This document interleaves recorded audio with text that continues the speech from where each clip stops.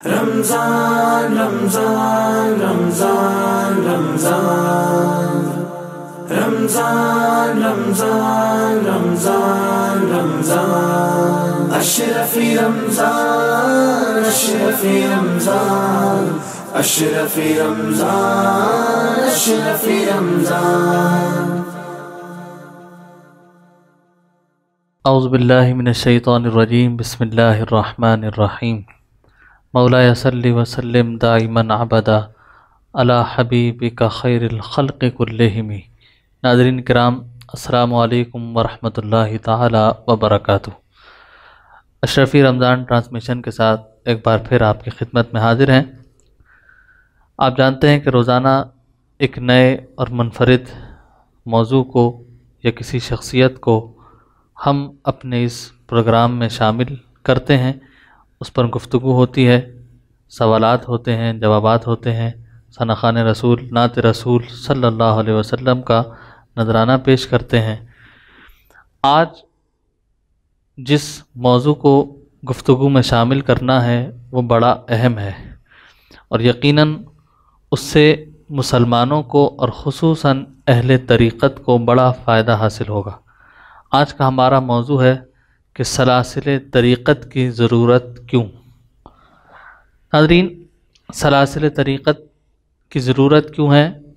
مخالفین اس پر اعتراض کرتے ہیں اور بہت سے اعتراضات کثرت کے ساتھ اس پر کیے جاتے ہیں، اور آج کل سوشل میڈیا کا زمانہ ہے، واٹس ایپ پر، ٹویٹر پر، فیس بک پر اور جگہ جگہ ایرے غیرے لوگ بیٹھ کر سلاسل طریقت پر اعتراضات کرتے ہیں، لوگوں کے ذہنوں میں شکوک اور شبہات پیدا کرتے ہیں اور ایسے ہتھ کنڈے استعمال کرتے ہیں کہ لوگ بزرگان دین، اولیاء کاملین سے دور ہوں اور ان سلاسل طریقت کو چھوڑ کر دوسری طرف نکل جائیں۔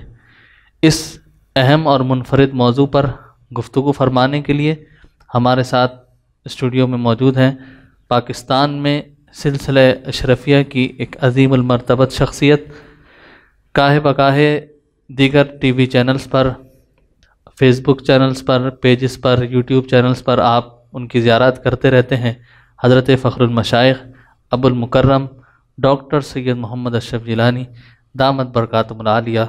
حضور السلام علیکم ورحمۃ اللہ۔ وعلیکم السلام ورحمۃ اللہ۔ بہت شکریہ آپ ہمارے پروگرام میں تشریف لائے۔ آپ کے ساتھ سلسلہ اشرفیہ سے ہی تعلق رکھنے والے خاندان اشرفیہ کے کم سن فرزند ثنا خوان رسول صاحبزادہ سید محمود اشرف جیلانی زیدہ مجدہ، السلام علیکم ورحمۃ اللہ۔ وعلیکم السلام ورحمۃ اللہ وبرکاتہ۔ جزاک اللہ، بہت شکریہ ہمارے پروگرام میں تشریف لائے۔ حضور، پہلا سوال آج کے موضوع سے متعلق جو آپ کی خدمت میں ہے کہ بتائیے کہ سلاسل طریقت سے مراد کیا ہے اور ان کی تشکیل جو ہے وہ کیوں ہوئی؟ بسم اللہ الرحمن الرحیم۔ سلاسل جو ہے وہ سلسلے کی جمع ہے، صحیح، اور سلسلہ عربی میں کہتے ہیں زنجیر کو۔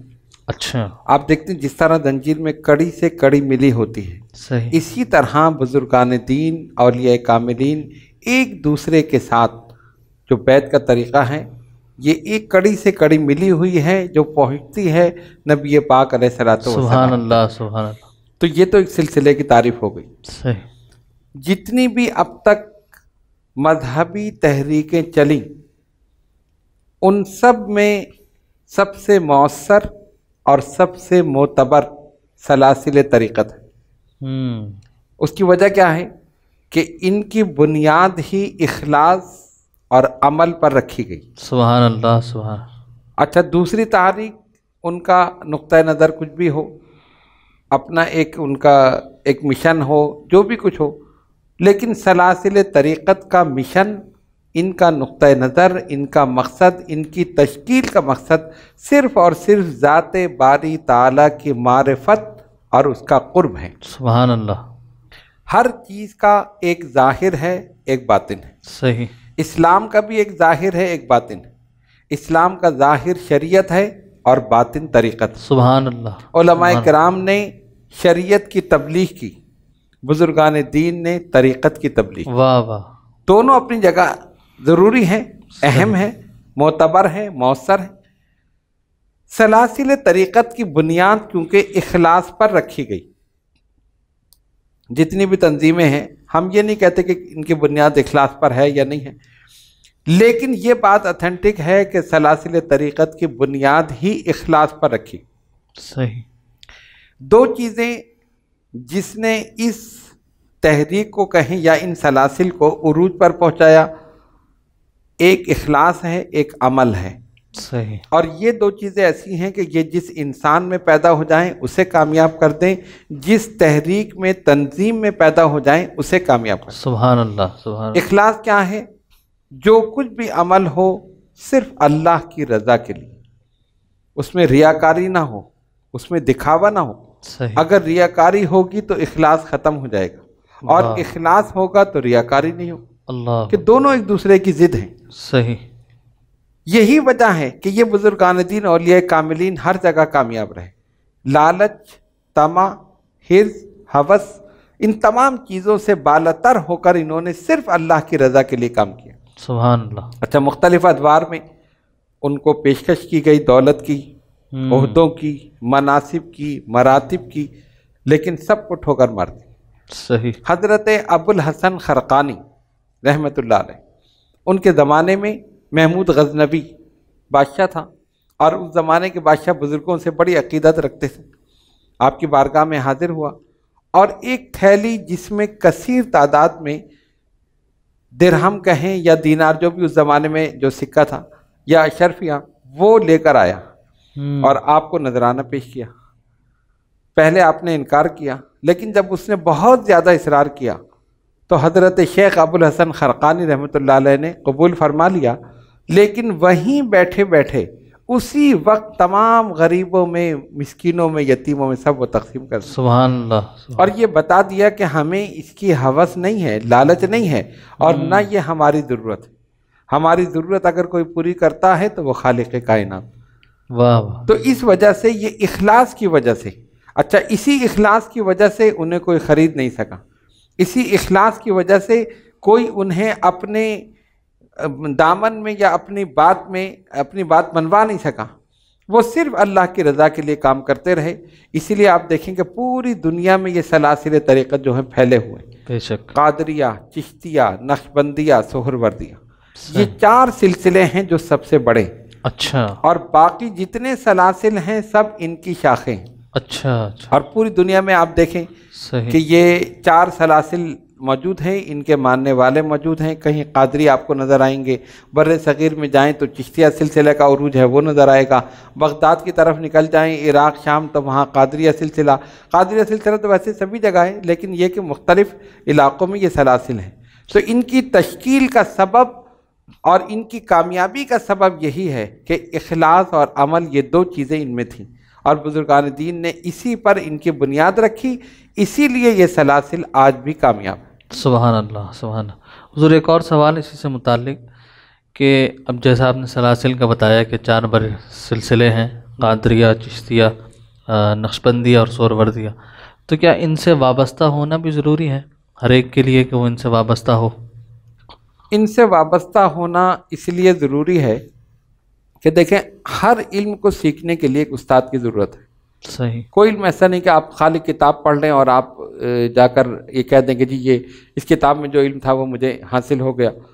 انجینئر کہہ دے کہ میں نے انجینئرنگ کتابیں پڑھ لی، میں انجینئر بن گیا۔ ڈاکٹر کہہ دے کہ میں نے میڈیکل کی کتابیں پڑھ لی۔ ایک ہوتی ہے تھیوری، ایک ہوتا ہے پریکٹیکل۔ تھیوری تو آپ نے سمجھ لی، لیکن جب تک پریکٹیکل نہیں ہوگا تو آپ کامل نہیں ہو سکتے۔ صحیح۔ تو جس طرح دنیاوی علوم کو حاصل کرنے کے لیے استاد کی ضرورت ہے، اسی طرح روحانیت کو حاصل کرنے کے لیے، راہ طریقت طے کرنے کے لیے، راہ سلوک طے کرنے کے لیے ایک استاد کی ضرورت ہے۔ اسی کو شیخ کہا جاتا ہے، اسی کو پیر طریقت کہا جاتا ہے۔ واہ واہ۔ اچھا، جتنے شیوخ ہیں وہ کسی نہ کسی سلسلے سے وابستہ ہیں۔ صحیح۔ ایسا ہو ہی نہیں سکتا کہ کوئی کسی سلسلے سے وابستہ نہ ہو۔ اور یہ بھی ایک بہت اچھا سوال ہے، اور ابھی میرے ذہن میں ایک بات آ گئی۔ آج کل بعض لوگ یہ کہتے ہیں کہ جی آپ ان سے پوچھیں کون سا سلسلہ ہے، کہ جی سلسلہ محمدی ہے۔ یہ کون سا سلسلہ ہے؟ ہاں جی، ہمارا تو ڈائریکٹ حضور صلی اللہ علیہ وسلم سے تعلق۔ اللہ اکبر۔ یعنی جتنے سلاسل سب کو ایک طرف کر دیا کہ وہ ڈائریکٹ ہو گئے، حالانکہ یہ بات ناممکن ہے۔ جتنے بھی بزرگان دین ہیں، یا تو قادری ہوگا یا چشتی ہوگا یا نقشبندی ہوگا یا سہروردی ہوگا یا ان سے نکلی ہوئی شاخیں ان سے تعلق رکھتا ہو، صحیح، یہ سارے جو ہے نا یہ ایک راستے آپ سمجھیں، جیسے ایک چورایا ہے اس کے 4 راستے ہیں، صحیح، جہاں سے چلیں گے پہنچیں گے وہیں۔ سبحان تو آپ اللہ، قادری راستے سے جائیں، آپ چشتی راستے سے جائیں، آپ نقشبندی راستے سے جائیں، آپ سہروردی راستے سے پہنچیں گے نبی پاک علیہ الصلوۃ سبحان والسلام اللہ، کی ذات سبحان والا صفات، اور سرکار پھر آپ کو اللہ تبارک و تعالیٰ کی بارگاہ میں پہنچا دیں۔ سبحان تو اللہ، ان سب کی تعلیمات کتنی ہی مختلف کیوں نہ ہوں، سب کا مرکز ایک ہے، سب کا منبع ایک ہے، سب کا مقصد ایک ہے۔ سبحان اللہ، تو اس وجہ سے ان کی تشکیل ہوئی، اور اس وجہ سے کسی نہ کسی سلسلے سے وابستہ ہونا ضروری ہے، لازمی ہے۔ بغیر کسی سلسلے کے وابستہ ہوئے آپ کہتے ہیں جی میرا تو کوئی سلسلہ نہیں، اچھا سلسلہ نہ ہونا اس کا مطلب یہ ہے کہ آپ کسی کے ہاتھ پہ بیعت ہی نہیں، اور جب تک آپ بیعت نہیں ہوں گے آپ کا سلسلہ آگے کیسے چلے گا؟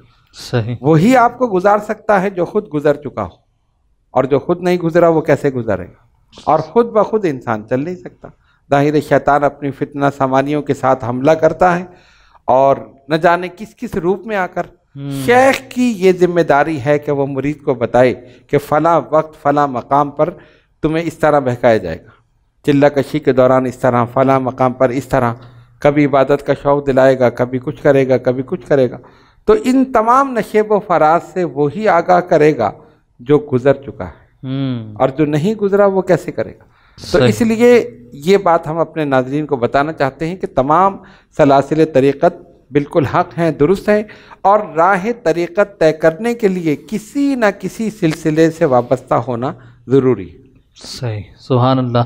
ناظرین، بڑا پیارا جواب حضرت نے ہمیں عطا فرمایا اور یہ بتایا، اور یقیناً آپ کے ذہنوں میں بھی جو سوالات ہوں گے، جو اعتراضات ہوں گے، تو وہ یہ سن کر دور ہوئے ہوں گے کہ سلاسل طریقت سے وابستہ ہونا کیوں ضروری ہے۔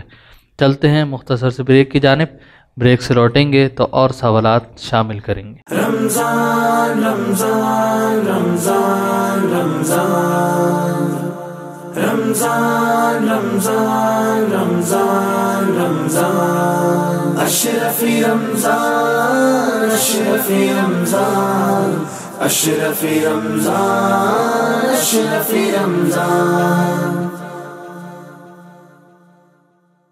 رمضان رمضان رمضان رمضان رمضان رمضان رمضان رمضان اشرفی رمضان اشرفی رمضان اشرفی رمضان اشرفی رمضان۔ خوش آمدید ناظرین کرام، اشرفی رمضان ٹرانسمیشن کے ساتھ ایک بار پھر آپ کی خدمت میں حاضر ہیں۔ سلاسل طریقت کی ضرورت کے موضوع پر گفتگو چل رہی تھی، اور حضرت کی خدمت میں ہم نے ایک سوال یہ کیا تھا کہ ان سلاسل طریقت کی ضرورت کیوں ہے، اس کا جواب عطا فرمایا۔ پھر ہم نے سوال کیا تھا کہ ان سے وابستہ ہونا کیوں ضروری ہے، تو اس کا بھی بڑا سیر آمیز جواب حضرت نے ہمیں عطا فرمایا تھا۔ تو حضور، ان سے وابستہ ہونا ضروری ہے تو آپ نے بتا دیا، لیکن اب جب وابستہ ہونے کے لیے جاتے ہیں تو آج کل کا جو معاشرہ نظر آ رہا ہے کہ جعلی حضرات بہت سے بیٹھے ہیں کہ بظاہر لباس وہی ہے، امامہ وہی ہے، سب کچھ وہی ہے، لیکن وہ رہبر کے روپ میں راہزن بنے ہیں اور لوگوں کے ایمانوں کو لوٹ رہے ہیں، عقیدوں کو خراب کر رہے ہیں۔ تب اگر کوئی بیعت ہونے کے لیے جائے تو وہ کن صفات کو تلاش کرے؟ دیکھیے، اس میں سب سے پہلی چیز تو شریعت پر عمل۔ اگر وہ شریعت کے مطابق ہے، یعنی اس کا عمل شریعت کے مطابق ہے، تو آپ سمجھ لیں کہ صحیح ہے۔ صحیح، کیونکہ فی زمانہ جو چیز چل رہی ہے کہ انہوں نے لباس بھی پہن لیا، سب کچھ پڑھ لیا، لیکن نہ نمازیں ہیں، نہ روزہ ہے، نہ احکامات اسلام دیگر جو ان پہ عمل ہے، کوئی چیز نہیں ہے۔ یعنی جب نماز کا وقت ہوا تو باتیں ہو رہی ہیں، فلاں چیز ہو رہی، کہا جی ہم تو مدینے میں نماز پڑھ لیتے ہیں، ہم تو فلاں جگہ پڑھ لیتے ہیں، کسی نے کہا ہم دل میں پڑھ لیتے ہیں، اس قسم کی باتیں ساری۔ تو یہ جتنی بھی چیزیں ہیں نا، سب سے پہلی چیز تو یہ دیکھنی چاہیے کہ شریعت پہ عمل ہے یا نہیں۔ صحیح، کیونکہ بزرگان دین کا قول یہ ہے کہ اگر کوئی ہوا پر اڑتا ہو یا وہ پانی پر چلتا ہو اور شریعت کے خلاف ہے تو سمجھ لو کہ پکا شیطان، اللہ اللہ، شعبدے بات ہے۔ صحیح، تو یہ کوئی کمال نہیں ہے۔ کمال کیا ہے؟ استقامت ہے۔ کرامت اور استقامت، یہ دو چیزیں ہیں نا. اب کرامتیں جی پانی پر اڑ رہے ہیں، پانی پر چل رہے ہیں، کرامتیں ہوا میں اڑ رہے ہیں، کرامتیں فلاں ہیں، اور عمل جو شریعت کے خلاف. تو یہ چیز جو ہے اس کو بزرگان دین نے خاص طور پر پیش نظر رکھا اور مریدین کو بتایا کہ جس کے ہاتھ پر بیعت کریں سب سے پہلی چیز دیکھیں کہ یہ شریعت کے مطابق ہے یا نہیں. اگر شریعت کے خلاف ہے تو ہرگز بیعت نہ کریں. اچھا شریعت کے مطابق ہے، پھر دوسری چیز یہ دیکھنی ہے کہ اس کا سلسلہ جو ہے وہ نبی پاک علیہ الصلوۃ والسلام تک پہنچتا ہے یا نہیں. اچھا سلسلہ طریقت، صحیح. کیونکہ اس میں بھی بہت سے ایسے کہ جس میں بیچ میں انقطاع ہے، کسی کے ہاتھ پہ بیعت نہیں، جو کسی کے ہاتھ پہ خود بیعت نہیں وہ آگے کیا بیعت کرے. صحیح. تو اس کا پہلی چیز شریعت پر عامل ہونا ضروری ہے. دوسری چیز طریقت کے لحاظ سے اس کا سلسلہ جو ہے سلسلہ طریقت وہ نبی پاک علیہ الصلوۃ والسلام تک متصل ہونا ضروری ہے. صحیح. اور تیسری چیز کیا ہے کہ اس کی صحبت میں بیٹھ کر پہلے آدمی دیکھے، ورنہ عام طور پہ یہ کہ نہ آپ اس صحبت میں بیٹھے نہ کچھ کیا، بس آپ نے دیکھا چند باتیں سنی اور جا کر بیعت ہو گئے، اور بعد میں دیکھا تو عمل کچھ اور ہے. تو اس لیے صحبت میں بیٹھ کر بھی دیکھ لے، اس کا سلسلہ طریقت بھی جانے کون سے سلسلے سے تعلق رکھتا ہے، وہ خود کس کے ہاتھ پہ بیعت ہے. بہت سے ایسے بھی ہیں کہ جو بالکل آپ کو دیکھنے میں لگیں گے کہ صوفی باصفا ہیں، صوفی کامل ہیں، سب کچھ ہیں، لیکن جب سلسلہ آپ دیکھیں تو کہیں سے کوئی سلسلہ ان کا نہیں ہے، یعنی روحانی کوئی سلسلہ نہیں. جی ہمارا تو ڈائریکٹ سلسلہ ہے، تو وہ چیز بھی غلط ہے. اس لیے یہ تمام چیزیں جو ہے نا دیکھنی چاہیے. اگر یہ بغیر دیکھے آپ کر لیں گے تو پھر کبھی بھی فلاح یا کامیابی تو بہت دور کی بات ہے، راہ طریقت پر کیسے چلیں گے. صحیح. تو اس لیے پہلے شریعت ہے پھر طریقت، اس کے بعد حقیقت اور معرفت، وہ تو ساری چیزیں بات کی ہیں. صحیح. تو اگر پہلی سیڑھی ہی صحیح نہیں ہے تو پھر آگے اوپر چڑھیں گے کیسے. تو اس لیے ہمارے جو ناظرین ہیں ان کو ہم یہ اپنا پیغام دینا چاہتے ہیں پوری ذمہ داری کے ساتھ کہ جو بھی کسی کے ہاتھ پر بیعت کرے سب سے پہلی چیز یہ دیکھے کہ شریعت کے مطابق ہو. دوسری چیز یہ کہ اس کا سلسلہ طریقت نبی پاک علیہ الصلوۃ والسلام تک متصل ہو، درمیان میں کوئی انقطاع نہ ہو. یہ نہ ہو کہ جی ہم نے تو بیعت نہیں کی، ہم تو ڈائریکٹ حضور علیہ الصلوۃ والسلام تک کر رہے ہیں، درمیان میں کچھ ہے ہی نہیں، کسی کے ہاتھ پہ اس نے بیعت نہیں کی. تو یہ دونوں چیزیں جو ہیں یہ بڑی ضروری ہیں. اور اس کے بعد بزرگان دین اولیاء کاملین کے معمولات، ان کا جو طریقہ ہے اس کا طریقہ ان کے طریقے کے مطابق ہے یا نہیں. صحیح. میرے والد گرامی اشرف المشائخ حضرت ابو محمد شاہ سید احمد اشرف اشرفی الجیلانی نور اللہ مرقدہ ایک بات فرماتے تھے، فرماتے بزرگان دین کی ذات ہمارے لیے کسوٹی ہے. صحیح. اگر آج کا کوئی پیر کوئی ایسی بات کہتا ہے، کوئی صوفی، اور آپ دیکھیں کہ یہ کیسی بات ہے، تو آپ دیکھیں کہ غوث اعظم نے یہ کام کیا یا نہیں، غریب نواز نے یہ کام کیا یا نہیں، مخدوم سمنانی نے یہ کام کیا یا نہیں. سبحان اللہ سبحان اللہ. ان کی ذات ہمارے لیے کسوٹی ہے. اگر انہوں نے کیا تو ٹھیک ہے، ان کے مطابق ہے، انہوں نے نہیں کیا، ان کے عمل کے خلاف جا رہا ہے، تو کبھی بھی یہ راہ طریقت کا مسافر نہیں بن سکتا، نہ کسی کو یہ مسافر بنا سکتا. صحیح. تو ان تمام چیزوں کو پیش نظر رکھنا چاہیے بیعت کرتے وقت. صحیح. ناظرین کرام، ثنا خوان رسول ہمارے ساتھ موجود ہیں، ان کی طرف چلتے ہیں اور ایک کلام کو اپنے اس پروگرام میں شامل کرتے ہیں. نبی کا لب پر جو ذکر غیب مثال آیا، کمال آیا، جو گجر طیبہ میں یاد بن کر خیال آیا، کمال آیا. نبی کا لب پر جو ذکر غیب مثال آیا، کمال آیا، جو گجر طیبہ میں یاد بن کر خیال آیا، کمال آیا. تیری دعا کی بدولت عذاب رب سے بچے ہوئے سبحان اللہ سبحان اللہ. تیری دعا کی بدولت عذاب رب سے بچے ہوئے گئے جو حق میں امت سبحان اللہ. کی تیرے لب پر سوال آیا کمال آیا نبی کا لب پر جو ذکر غیب مثال آیا کمال آیا عمر کے جرت پہ جا قربا تھے کہ سرو کس راجن سے لرزا عمر کے آنے سے کفر پر جو زوال آیا کمال آیا نبی کا لب پر جو ذکر غیب مثال آیا کمال آیا جو گجر طیبہ میں یاد بن کر خیال آیا کمال آیا. سبحان اللہ سبحان اللہ. حضور سلاسل طریقت کے حوالے سے ایک سوال اور آپ کی خدمت میں ہم پیش کرتے ہیں کہ ہم دیکھتے ہیں کہ ہر سلسلہ کسی نہ کسی بزرگ کے نام سے منسوب ہے، تو اس کی کیا وجہ ہے؟ دیکھیے جتنے بھی سلسلے ہیں قادریہ، چشتیہ، نقشبندیہ، سہروردیہ، یہ آپ نے صحیح کہا کہ کسی نہ کسی بزرگ کے نام سے منسوب ہے. وجہ یہ ہے کہ جس بزرگ نے اس سلسلے کی اشاعت میں، تبلیغ میں، اس کی ترویج میں محنت کی اور اس کو آگے بڑھایا، انہی کے نام سے وہ سلسلہ موسوم ہو گیا. اچھا.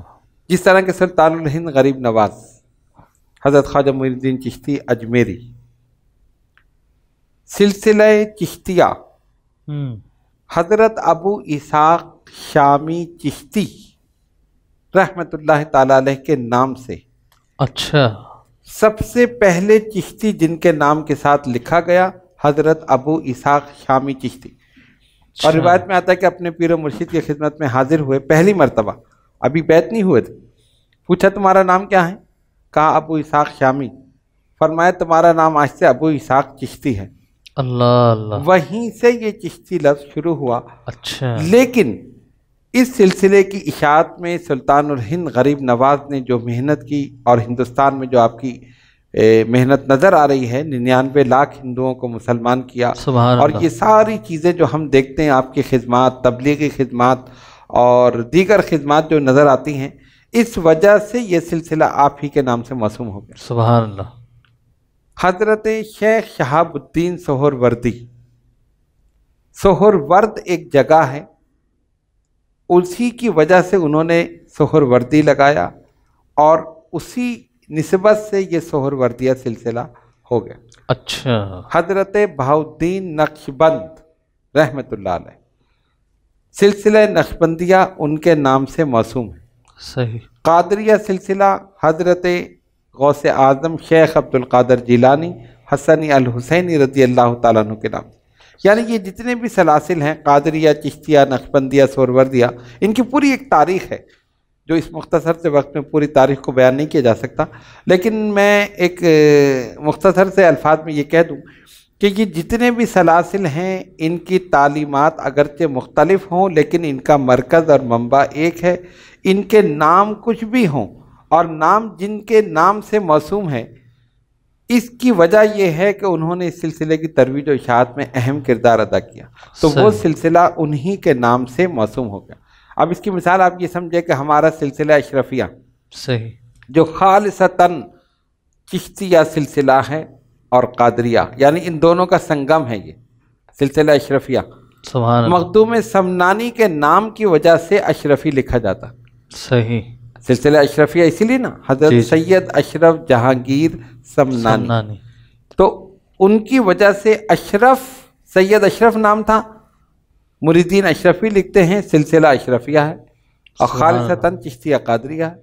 सही। तो ये एक मिसाल मैंने दी। इसी तरह जो दीगर सलासिल हैं, इन 4 सिलसिलों की शाखें, और ये 4 सिलसिले भी इसीलिए उन बुजुर्गान दीन के नाम से मंसूब हैं कि उन्होंने इसकी तरवीज व इशाअत में बड़ा अहम किरदार अदा किया। दिन रात मेहनत की, लोगों को तज़किया नफ्स, तस्फिया क़ल्ब किया, उन सब को अल्लाह तबारक व तआला का क़ुर्ब, उसकी मारिफत कराई, उस ज़ात तक पहुँचाया, नबी पाक अलैहिस्सलातु वस्सलाम की सुन्नतों पर अमल कराया। ये सारी चीज़ें शरीयत और तरीक़त को दोनों को लेकर चले तो अल्लाह तबारक व तआला ने उनको ये मकाम अता फरमाया कि उन्हीं के नाम से वो सिलसिले मंसूब हो गए और आज उन्हीं के नाम से वो सिलसिले जारी हैं सुभान और इंशाअल्लाह क़यामत तक जारी रहे। सुभान अल्लाह। हाज़रीन, चलते हैं मुख्तसर से ब्रेक की जानिब।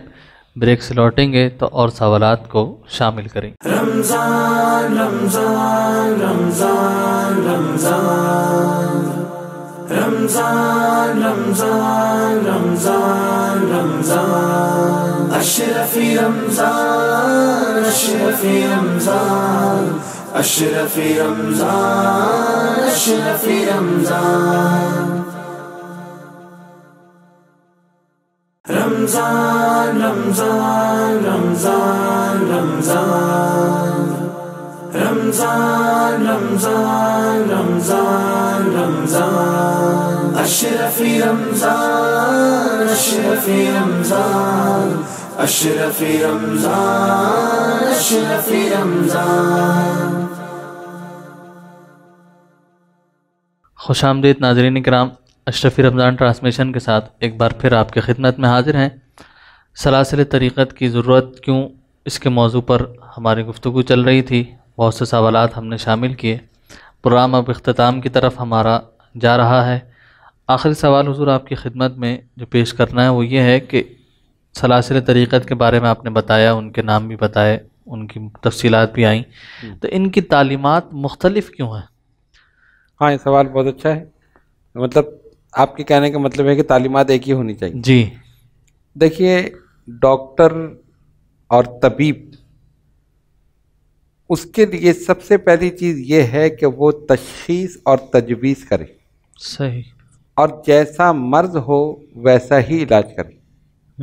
बस इस चीज़ को आप पेश नज़र रखें तो समझ में आ जाएगा कि इनकी तालीमात मुख्तलिफ क्यों हैं। अच्छा। बुजुर्गान दीन औलिया कामिलीन ने जैसा माहौल देखा उसी के मुताबिक लोगों को अल्लाह तबारक व तआला की तरफ राग़िब करने के लिए वही तरीक़ा इख्तियार किया। सुभान अल्लाह। अच्छा, बाज़ सलासिल में जैसे नक्शबंदिया में ज़िक्र ख़फ़ी है। सही। वो कहते हैं कि आवाज़ नहीं होनी चाहिए, बिल्कुल अपनी गर्दन झुका के क़ल्ब की तरफ तवज्जो करके आहिस्ता आहिस्ता, यानी सिर्फ दिल से। सही। चिश्तिया सिलसिले में ज़िक्र बिलजहर, वो कहते हैं आवाज़ के साथ ला इलाहा इल्लल्लाह आप करें, और जिस तरह के दीगर खानकाहों में होता है, हमारे दरगाह अशरफिया में भी होता है। चिश्तिया सिलसिले की जितनी भी खानकाहें हैं, इसी तरह चिल्ला कशी में भी तब्दीली है। हर एक ने अपने अपने नुक्ता नज़र के हिसाब से, अपने उस माहौल के हिसाब से, जिन ममालिक में वो रहते हैं उसके हिसाब से कि वहाँ क्या सूरत चल रही, उसी हिसाब से तालीमात उन्होंने मुकर्रर की और उसके उसूल, कवायद, ज़वाबित मुकर्रर किए। सही। अच्छा, अब चिल्ला कशी का आप देख लें। दुआ हिफ्ज़ुल बहर का चिल्ला हमारे सिलसिला अशरफिया में ख़ास तौर पर कराया जाता है और उसकी जो सूरतें हैं वो हमने अपने तरबियती नशीस में बयान की हैं। हमारी वेबसाइट पर भी ये मौजूद है, आप उसमें देख सकते हैं, पूरी तफसील उसके अंदर मौजूद है। सही। दीगर सलासिल में उसका तरीक़ा अलग है, उन्होंने किसी और तरीके से इस चीज़ को अपनाया, हमारे बुज़ुर्गों ने किसी और तरीके से अपनाया, इसलिए ये तमाम तालीमात जो थी ना ये मुख्तलिफ हो गई। लेकिन तालीमात कितनी ही मुख्तलिफ हों, नुक्ता नज़र एक है, मंजिल एक है, मरकज़ एक है, मंबा एक। सही। अच्छा, तालीमात मुख्तलिफ क्यों हुई? इसीलिए हुई जिस तरह कि मैंने बताया ना कि मर्ज़ को देखकर उसकी तशख़ीस की जाती है और उसी के हिसाब से दवा दी जाती। सही। अगर देखा कि इसका दिल ज़्यादा सियाह है तो इसको ज़िक्र बिलजहर की ज़रूरत है। अल्लाह। अगर देखा कि इसके अंदर गुनाह करने की तासीर ज़्यादा है تو اس کو استغفار بتائی کہ یہ استغفار 1000 مرتبہ روزانہ پڑھے۔ اللہ اکبر۔ اب بعد ایسے بھی تھے نا، ایک دن میں آئے سب کچھ لے کے چلے گئے، اور کچھ وہ بھی ہیں 20 سال تک موجود ہے، کچھ حاصل نہیں کیا۔ اللہ اللہ۔ اپنی اپنی طلب، اپنا اپنا مقصد ہے۔ تو اسی طرح کسی پر ایک ہی نظر کر دی، سب کچھ دے دیا، اور کسی کو دیکھا تو اس کا امتحان ہو رہا ہے، اس کی گھسائی، اس کی رگڑائی ہو رہی ہے۔ اللہ اس طرح کا فرج بنتا ہے نا، اس کی گھسائی ہوتی ہے، رگڑائی ہوتی ہے، پھر پالش ہوتی ہے، پھر چمک پیدا ہوتی ہے۔ واہ واہ واہ۔ تو اسی طرح نفس کشی یہی گھسائی اور رگڑائی ہے۔ اللہ۔ اس کے بعد اعمال سے، جو نیک اعمال، چلہ کشی وغیرہ سے پھر اس کی پالش کی جا رہی ہے، اور جب وہ اس سے نکھر کر سامنے آیا تو چمک پیدا ہو۔ سبحان اللہ۔ اور چمک پہلے دل میں پیدا ہوتی ہے، بعد میں چہرے پہ پیدا ہوتی ہے۔ واہ واہ واہ۔ جب دل سیاہ ہے تو چہرے پر کیسے؟ کہتے ہیں نا، face is index of mind, چہرہ آپ کے دل کا آئینہ ہے۔ تو دل میں جو کچھ ہے، اب آپ دیکھیں کہ دل میں اگر غم ہو تو چہرے پر خوشی کیسے ہوگی؟ صحیح۔ اور دل میں خوشی ہو تو چہرے پر غم کیسا ہو؟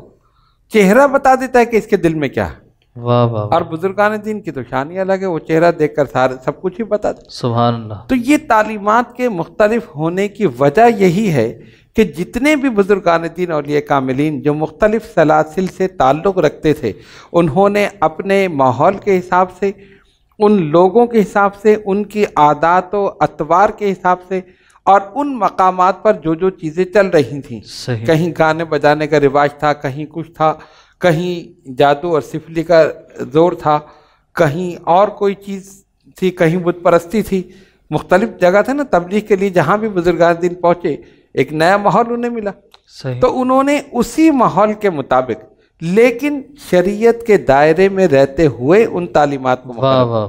ایسا کبھی نہیں کیا کہ وہ شریعت کو ایک طرف رکھ کے اور پھر انہوں نے یہ ساری تعلیمات انہوں نے مقرر کر دی، ایسا کبھی نہیں ہوا۔ شریعت کو ہر حال میں انہوں نے مقدم رکھا۔ اب ان سلاسل کی کتب آپ پڑھ لیں، ان بزرگان دین کے حالات آپ دیکھ لیں، ان کے معمولات آپ دیکھ لیں۔ یہ چلہ کشی کا طریقہ جو ہمارے ہاں ہے، دوسرے سلاسل میں اس سے مختلف ہے، لیکن مقصد سب کا وہی ہے کہ قلب کو صاف کرنا۔ نبی پاک علیہ الصلوۃ والسلام کی حدیث شریف جس کا مفہوم یہ ہے، سرکار نے فرمایا اس قلب کو بھی زنگ لگتا ہے۔ اچھا۔ جس طرح پیتل کو زنگ لگتا ہے، لوہے کو زنگ لگتا ہے، کہا اس طرح اس دل کو بھی زنگ لگتا ہے۔ قرآن نے کہا کلا بل رانا علی قلوبہم ما کانوا یکسبون۔ اللہ اکبر۔ تو مفسرین نے لکھا کہ رانا، ران سے مراد زنگ ہے، اچھا۔ اور اس کو کیسے دور کیا جائے؟ ذکر اللہ سے، سبحان اللہ۔ استغفار سے۔ سبحان سرکار دو عالم علیہ الصلوۃ والسلام نے فرمایا استغفار دلوں کی پالش ہے، سبحان یہ اللہ۔ اس کو صاف کر دیتی۔ جس طرح لوہے کی آپ پالش کریں زنگ صاف ہو جائے گا، استغفار کا ورد کریں آپ کا دل پاک اور صاف ہو جائے گا۔ سبحان اللہ۔ تو یہ مقصد ہے، کسی کو استغفار بتا دی، کسی کو ذکر جہر بتایا، ذکر بالجہر بتایا، کسی کو ذکر خفی بتایا۔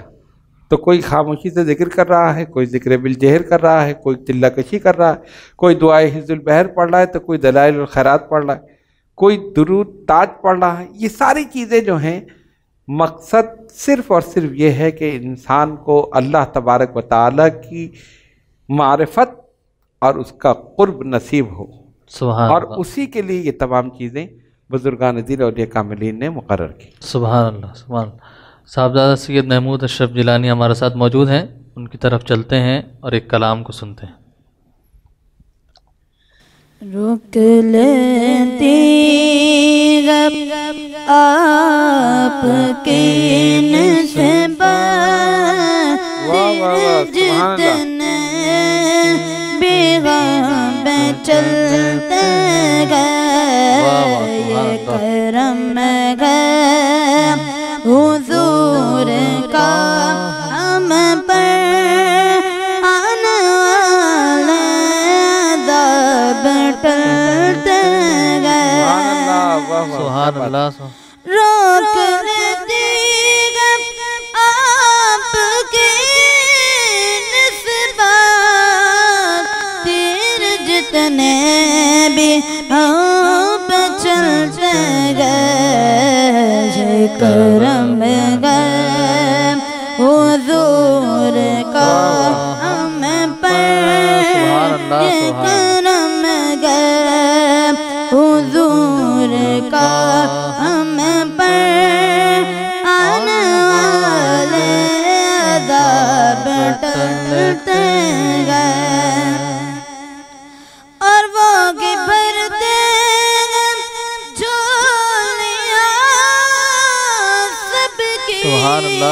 وہ سمجھتے گئے بولیاں سب کی آؤ دربار مصطفیٰ کو چلے آؤ دربار مصطفیٰ کو چلے غم خوشی میں وگے پہ ڈلتے گئے رک لیتی گئے آپ کی نسبتیں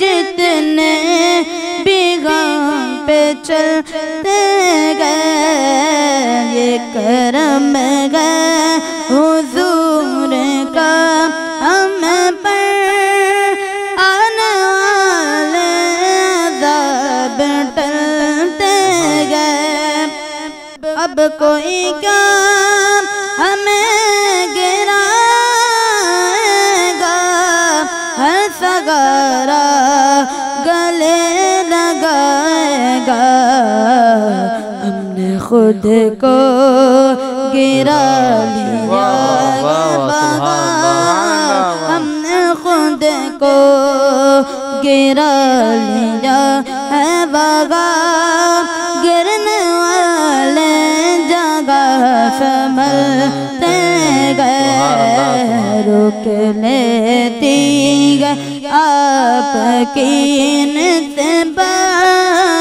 پھر جتنے بھی غم پہ چلتے گئے یہ کرم گئے حضور کا غم پر آنے والے عذاب ٹلتے گئے سبحان اللہ ماشاءاللہ اب کوئی کیا ہمیں گرائے گا ہر سہارا گلے لگائے گا ہم نے خود کو گرا دیا ہے وہاں گرنے والے جہاں سنبھلتے ہیں سبحان اللہ بڑے پیارے انداز میں سید محمود اشرف جیلانی نے بارگاہ رسالت میں نعت رسول کا نذرانہ پیش کیا ناظرین کرام ہمارا آج کا یہ پروگرام یہاں پر مکمل ہوا اپنے میزبان مکرم اشرف جیلانی کو اجازت دیجیے انشاءاللہ پھر ایک نئے اور منفرد موضوع کے ساتھ آپ کی خدمت میں حاضر ہوں گے السلام علیکم ورحمۃ اللہ تعالی وبرکاتہ رمضان رمضان رمضان رمضان رمضان رمضان رمضان رمضان اشرفی رمضان اشرفی رمضان اشرفی رمضان اشرفی رمضان